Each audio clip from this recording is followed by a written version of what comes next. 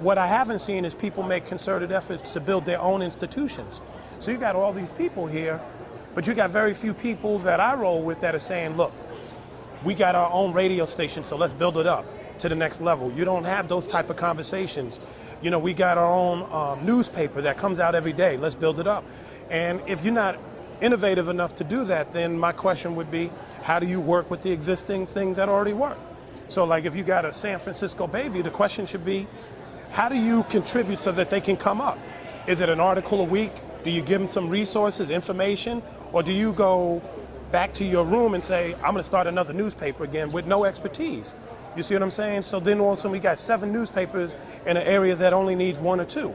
You know, and then we never make headway because then we're all competing for the same thing. And I think the bottom line is that everybody who's doing stuff, you got to support their efforts. Even if you disagree, you know, you just put it out there like, okay, you know, like JR got the Block Report, I got Breakdown FM, Tony got One Fam Radio. Even if we don't even sit down and break bread, it's still 3 choices that you should just toss out there to make sure that everybody goes, wow, there's 3 radio stations. You got choices. One's more militant, one's more underground. What, you know, I mean, that's how that works, and that's what we need to see more of. That's where the crossroads, and it could go in a number of directions. I think follow-up will be crucial for the people that made their connections and have good ideas.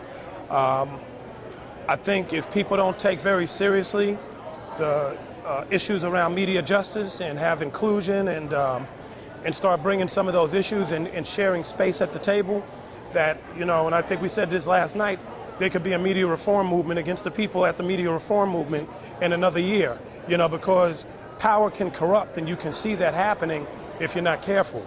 You know, people have been so hungry to be in a position that sometimes they could get blinded by the fact that they're there as a reaction to being left out, so they don't want to become the very thing that they hated. So that's where the crossroads is at.